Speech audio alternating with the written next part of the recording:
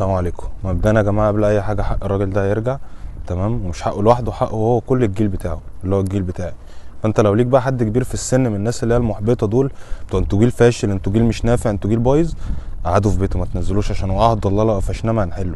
مش هيصعب علينا هو هنقل منه قدامك. مش هقف في المينيباص على فكره. لا ما تهزرش عشان ما حدش يفتكر. لا والله ما هقف في المينيباص، اصل هو بيبقى طالع مينيباص عارف ان المينيباص متروس ناس، وعامل حسابه ان في واحد محترم زيي هيقوم يقف له، وانا والله العظيم ما هقف له. لا ما تقفلوش بقى. وانت بقى اصلا لما كنت بتقف له كنت بتعايره بقى ان هو انت لو كنت حافظت على صحتك، ما شربتش سجاير، اشتركت جمباز خالص والله، تقف له عادي صح؟ والله انا رايح كني يعني رايح اخطب بنته. اللي هو اصل الظروف دي بتاعت ربنا على فكره، يعني احنا ما تعايرناش بظروفنا زي ما احنا مش بنعايرك بظروفك وبنقف لك، بس كده ما تقفلوش خالص. مش هقف.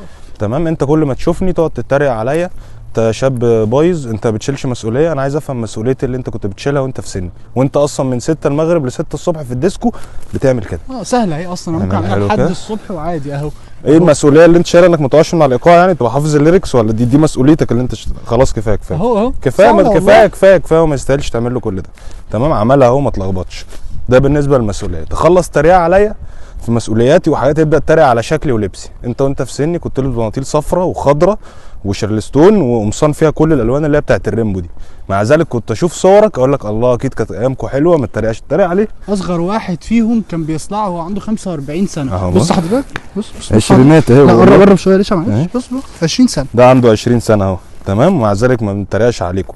ده بالنسبه للكلام ده. انت على ايامك بس الدولار شوف كده الدولار على ايامهم كان بكام؟ الدولار ثانيه واحده، الجنيه ب 4 دولار. اصلا الجنيه ب 4 دولار على ايامك صح؟ ومش عاجبك، انا اللي مش عاجبك. يعني الناس كانت بتيجي تشتغل هنا، احنا مش عارفين نمشي من هنا.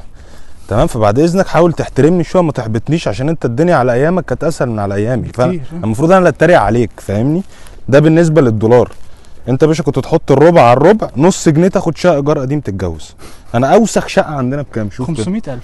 500,000 ده شقه فاضيه، ده عاملاها ذكريات حتى مش عايز عفش. فانا المفروض شقه احسب كده معلش. ايوه 500,000 على 3000 اللي هو مرتبي. تمام.